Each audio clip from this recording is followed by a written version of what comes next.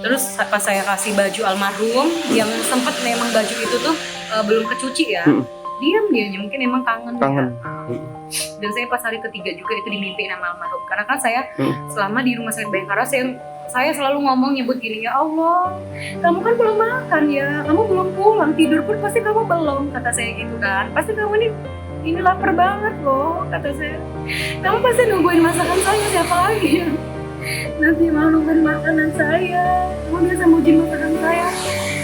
Dan saya dimimpiin hari ketiga itu saya ngasih makanan sama minuman ke dia senyum mas. Dan pas itu dia perasaan saya dia beda mobil sama saya. Dia pakai mobil dia dulu itu ada. Mobil saya yang sekarang. Dia kayak mau buka kaca jendela, kayak ada yang mau diomongin. Tapi saya itu apa? Kata saya terus bilang saya, kamu udah meninggal ya, kata saya. Dia senyum. Dia cuma senyum.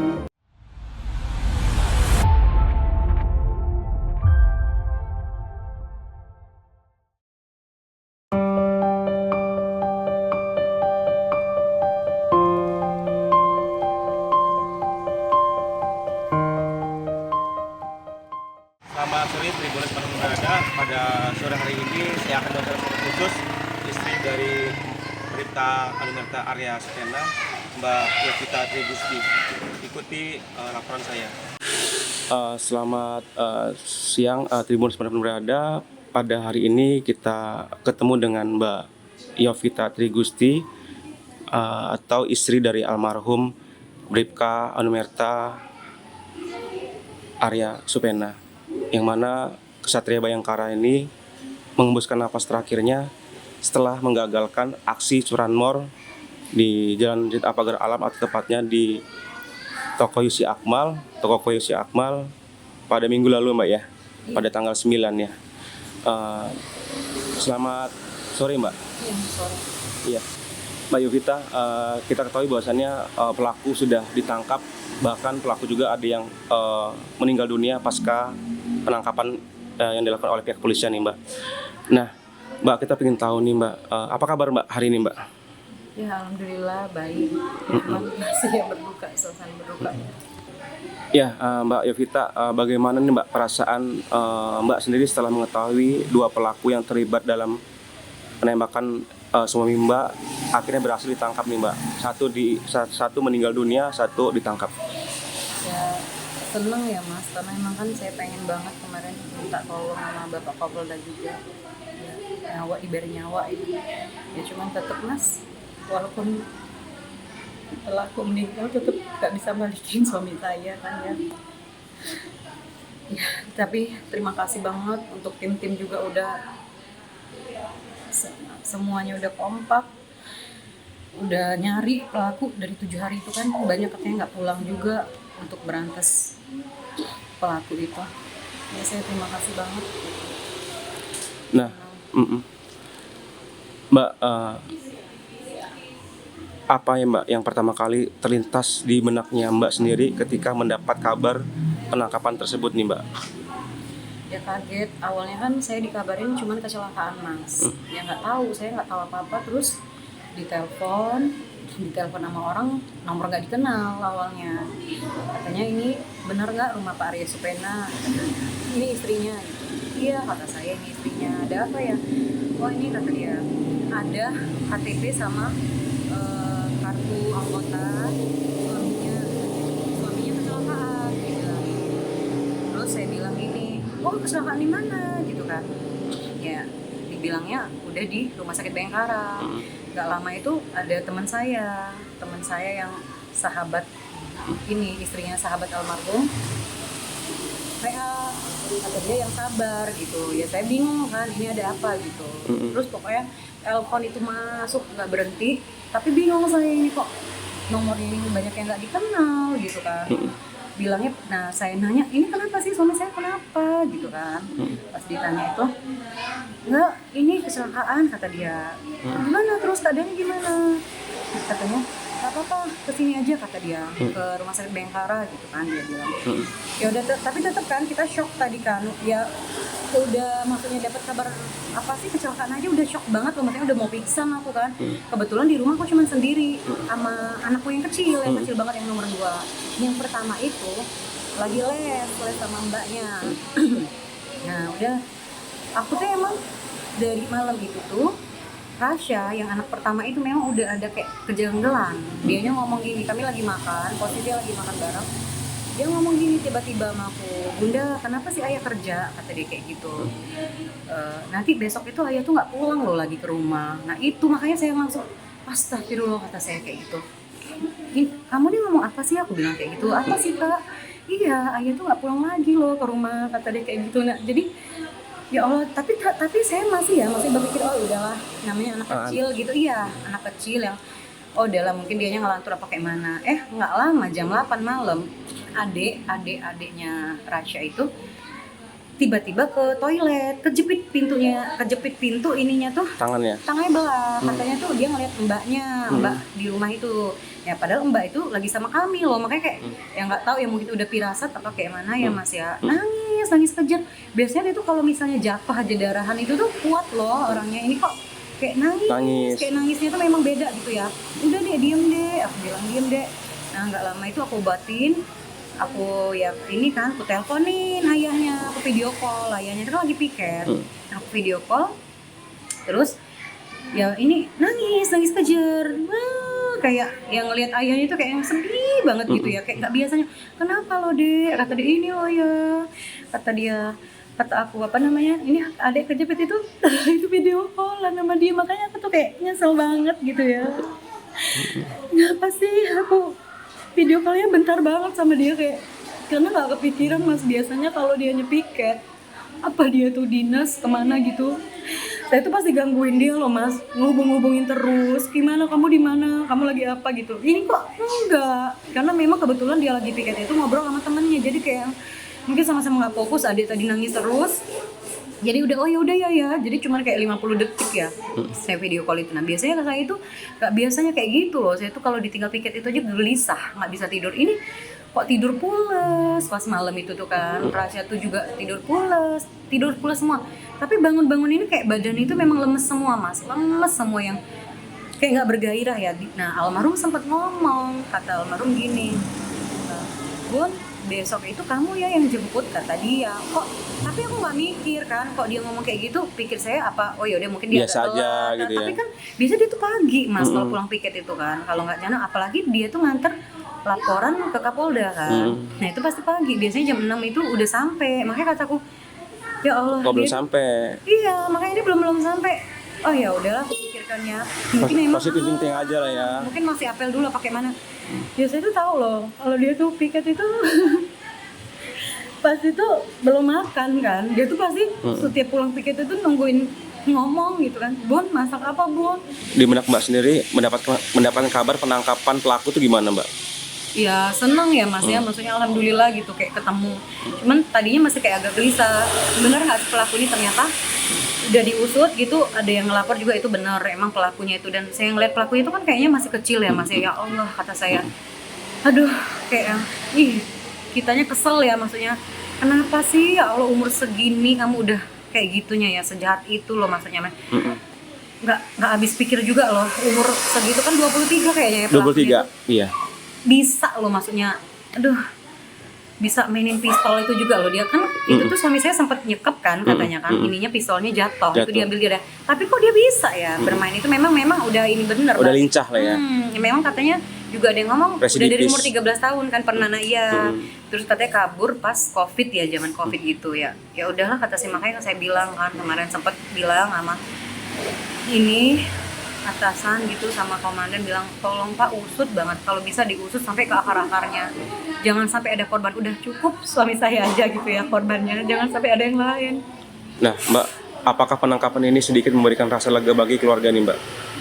Ya lega sih mas, ya cuman tetep ya masih yang shock Mbak ya? Shock yang ya, nah ini ya maksudnya dia gak bakal balik lagi kan suami saya gitu loh. Cuman tetep ya lega alhamdulillah, maksudnya tim tekap itu kan langsung ya sama rombongan Intel itu langsung sigap. Dari hari kejadian itu saya dengar emang mereka nggak pulang, mereka juga nggak sempet ini kan makam ke tempat makamnya almarhum, nggak sempet juga nyolatin almarhum. Mereka memang langsung ngejar pelaku, saya dengar gitu. Nah, Mbak, bagaimana sih Mbak keluarga memandang tindakan tegas aparat terhadap pelaku yang melawan saat penangkapan nih Mbak? Ya saya cukup inilah ya, bangga juga sama Polri, maksudnya secepat itu juga ya, maksudnya pas banget ya 7 hariannya. Hari ini ya Mbak ya? Nggak kemarin, ini cuman doa Yasin sama doa bersama aja karena di sini. Kayak pas banget gitu loh Mas, 7 hari ketangkap dan ya mungkin Sudah kadarullah ya? sudah ininya almarhum juga mungkin udah tenang gitu loh, kami juga agak lega gitu yang, dan ya makasih banyak lah untuk tim Polri, pokoknya khususnya tim Polri yang udah cepet. Nah Mbak, apa nih Mbak harapan Mbak sendiri terhadap proses hukum terhadap pelaku yang masih hidup nih Mbak?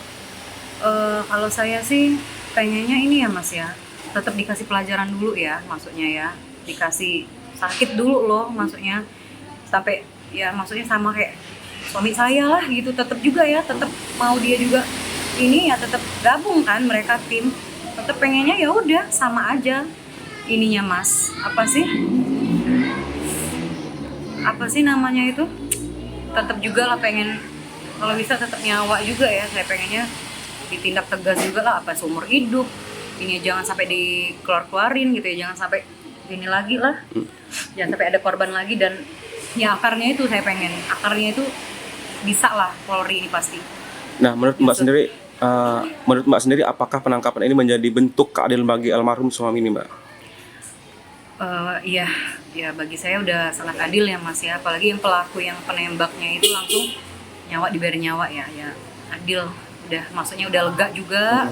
Kami juga tadinya yang saya nggak bisa tidur terus terang saya nggak bisa tidur. Alhamdulillah udah maksudnya udah pelaku ini ketemu, sampai juga ya sampai udah kayak gitulah ya beritanya, udah lega, udah gak bisa tidur ya, walaupun nggak nyenyak ya Mas ya, masih tetap lah kebayang almarhum gitu.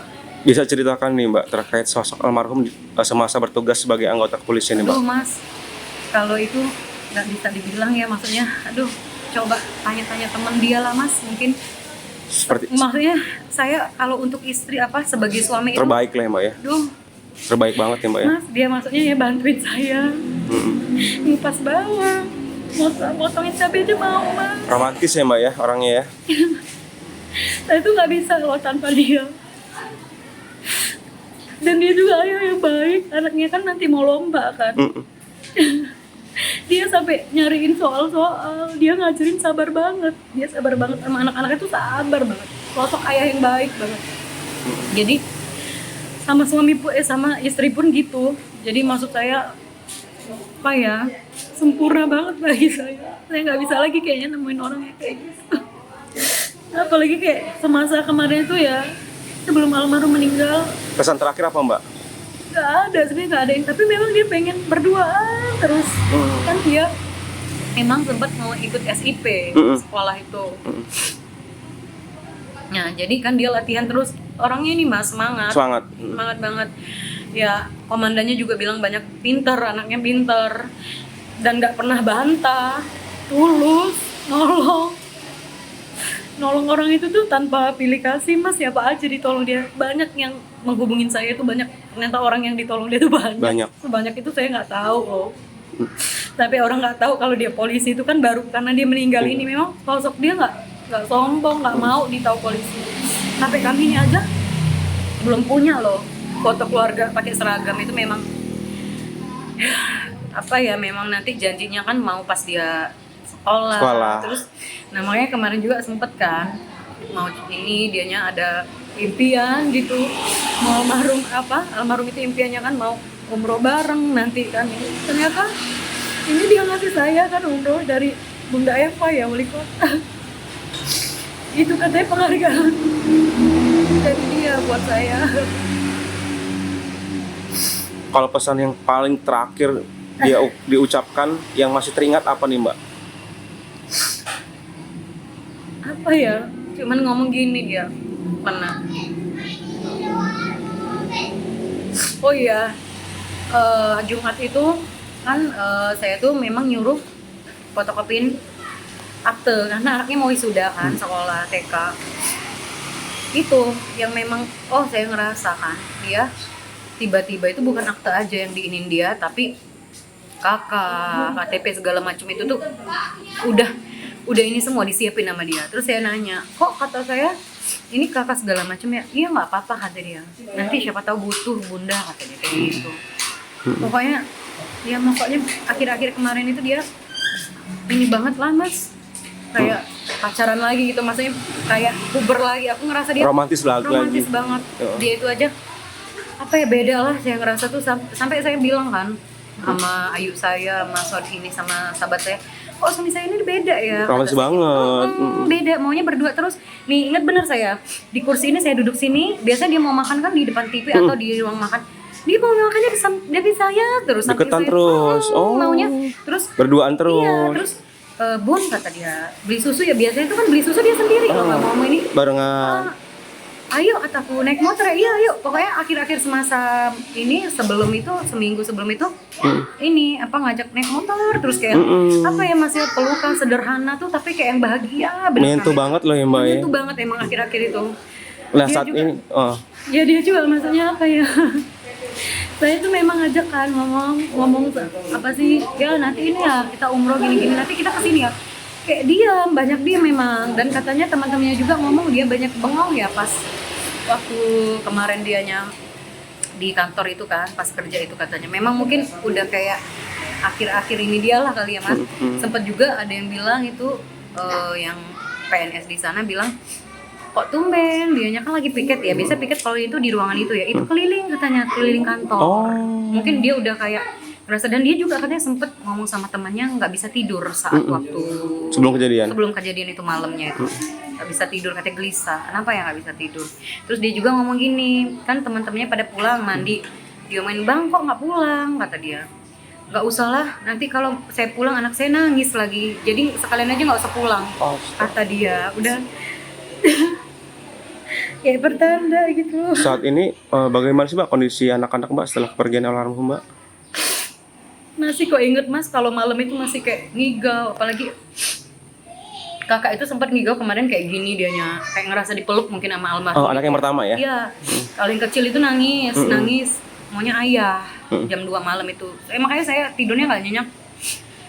Terus pas saya kasih baju almarhum, yang sempat memang baju itu tuh belum kecuci ya, diam dianya, mungkin emang kangen. Ya.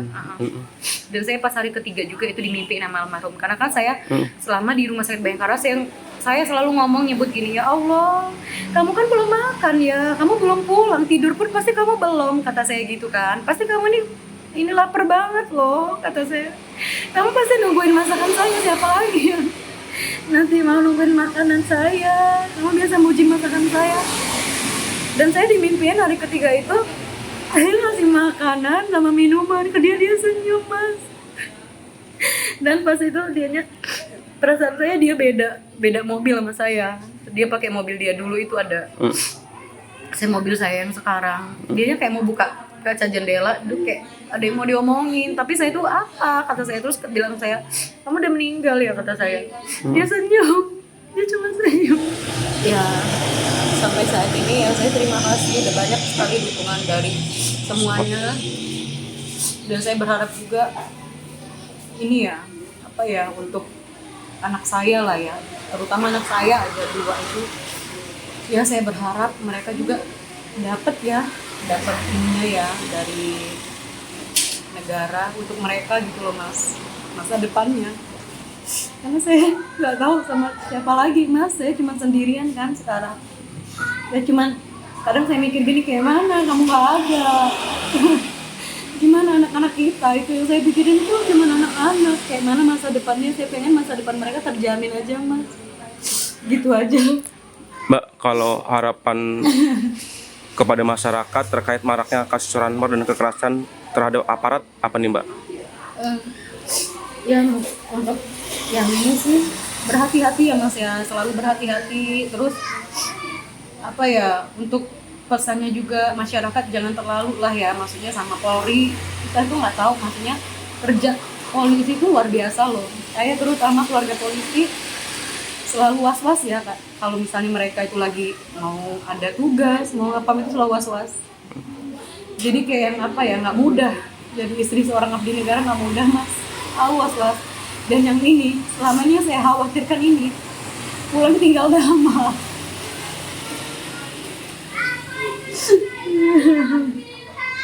Harapan Mbak kepada masyarakat terkait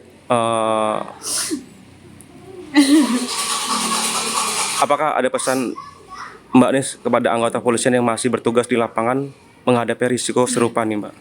Ya, saya berharap untuk kepolisian negara Republik Indonesia ya, hati-hati dan ingat, maksudnya selalu ingat anak istri di rumah, jangan apa ya, ambil resiko lah gitu. Kalau memang lagi sendirian ya, kayak suami saya kemarin ya, emang segagalan berani itu dia ya emang.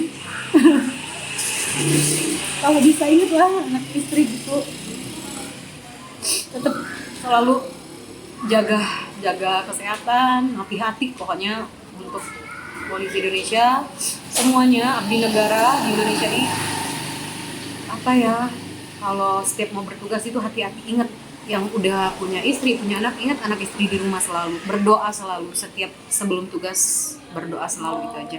Mbak, apakah keluarga berharap ada hukuman maksimal bagi pelaku nih Mbak? Hukuman maksimal kayaknya ada ya Mas, makanya udah cukup kali ya, kayak udah yang pasrah aja sekarang, kayak yang apalagi udah tahu pelaku itu kan udah ketangkep dan mati, dia mati di tempat, itu aja udah, oh ya udah kayak yang lega juga, yang ya maksudnya udah inilah ya, tenang mungkin juga almarhum di sana. Sekarang saya cuman apa ya, pasrah aja, mungkin udahlah kepolisian aja yang ininya ngurusin hal-hal kayak gitu dah. Saya sekarang cuma mau fokus sama anak. Nah Mbak, setelah kasus ini mulai terungkap, apa Mbak yang paling ingin Mbak perjuangkan untuk mengenang almarhum nih Mbak? Perjuangan saya apa ya, kemarin kan memang sempat saya punya usaha kecil-kecilan masak. Itu kan dia memang dukung banget Masnya itu, dia sampai bantuin saya metik cabe, di bawang, pokoknya ringan tangan dia sama istri, ringan tangan. Apa aja Mas, dia maksudnya sama istri aja dia tuh nggak ini loh, nggak pernah ngeluh, nggak pernah mau nyusahin istri itu orangnya, nggak pernah kalau di mesil ada apa-apa ngomong ngeluh, nggak pernah sama sekali itu. Jadi saya tuh pengen berharap mungkin suatu saat ya saya bisa ya sukses lah, yang apa yang dia pengen kemarin, usaha saya itu berkembang dengan pesat.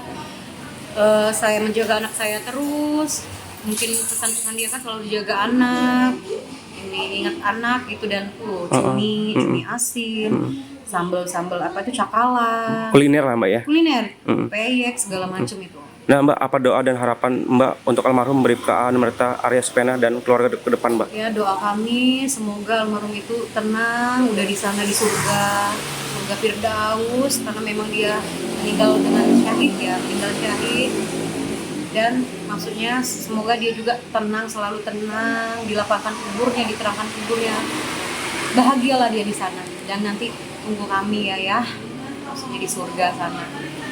Kesatria Bayangkara Mbak ya. Ya, terima kasih Mbak Yovita, berharap untuk almarhum ditempatkan di sisi Allah Subhanahu wa taala, dan keluarga ditinggalkan diberikan ketabahan ya Mbak. Dan husnul khotimah pastinya Mbak. Amin. Ya, terima kasih Tribun Berada. Pada sore hari ini kita sudah mewawancara secara khusus Mbak Yovita Trigusti, istri dari Bribka Arya Supena yang meninggal dunia setelah menggagalkan pelaku curanmor di Jalan Jati Pagar Alam, Labuan Ratu, Kota Bandar Lampung. Terima kasih.